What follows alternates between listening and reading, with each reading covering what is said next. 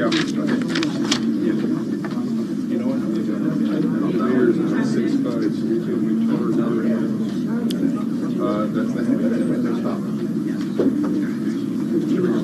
Okay, everybody ready?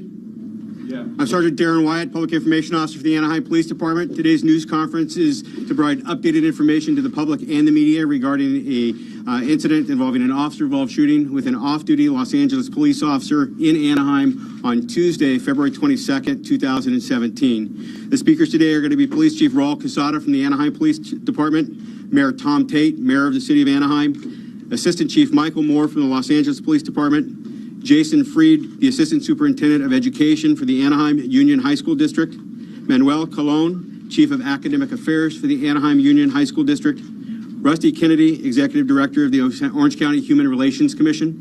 And with that, I'd like to introduce Police Chief Raul Quesada, Chief of Police for the Anaheim Police Department.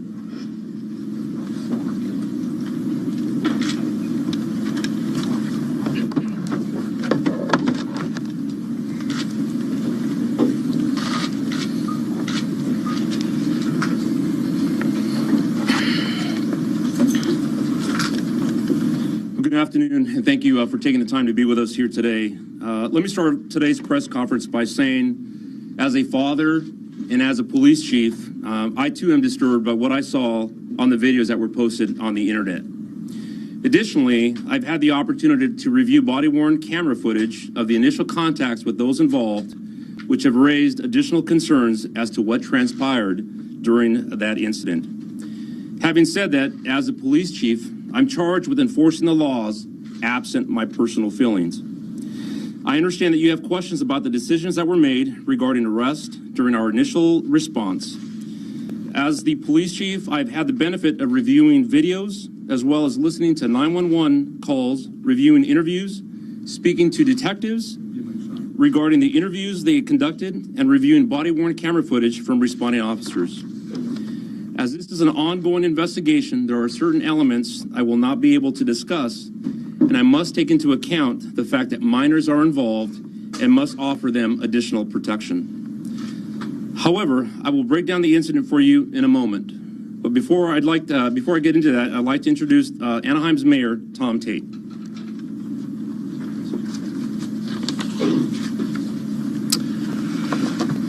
Thank you, Chief. Good afternoon. I want to thank everyone for being here today. Anaheim takes this matter very seriously, as does everyone here today. I, like many in the community, have seen the video, and like many, I'm deeply disturbed and frankly angered by what it shows. The video shows an adult wrestling with a 13-year-old kid and ultimately firing a gun. I am so thankful that no one was seriously hurt.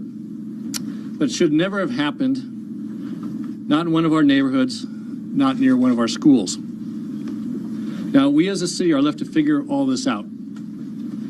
Anaheim is committed to a full and impartial investigation. Our city will move forward without delay and conclude our investigation as soon as possible. I have every confidence that our Chief Quesada and the Anaheim police investigators working this case will uncover the facts and the truth about what happened. As in all cases like this, our findings will then be turned over to the district attorney to determine how justice should be pursued. LAPD is taking its own course of action. Last night, I spoke with Mayor Eric Garcetti, and he assured me his city takes this matter very, very seriously, and I thank him for his concern. I've received many questions asking why the kids were arrested and not the guy with the gun, and I share that question. And our community deserves answers to that question. We all must keep in mind that what the officers knew at the time of the incident, and that they didn't have the benefit of the video we've all seen today. Once our part of this investigation is complete, we will take a look at how we handled the situation. If we find that there are things we could have done better or procedures that need improvement, we will acknowledge that and we will own it. It will help us do better in the future. But as a city, I urge all to respect the process. For those who have expressed concerns and even outrage over what they saw, I understand how you feel. I commend you for speaking out and sharing your concerns with us. As a city, we stand by anyone who peacefully engages in Anaheim. We honor and protect everyone's constitutional right to express themselves. But violence has no place in our city and will not be tolerated. Destroying property and infringing on the rights of others, that is not Anaheim. Today, I ask for everyone's patience in avoiding any rush to judgment. I can assure you our investigation will be impartial and thorough, regardless who is involved in this situation. We must be mindful that the Constitution ensures equal treatment for all.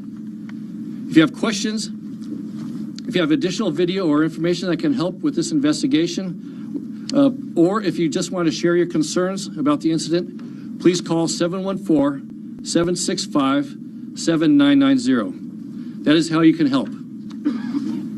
This has been a blow to our community. We had worked for years to foster kindness and trust amongst neighbors, and we've made great progress. What the world saw in that video does not reflect a community where neighbors help each other every day to build a stronger city. But we're not always perfect.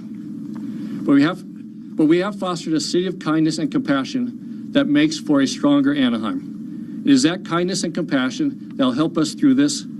Thank you all for being here today.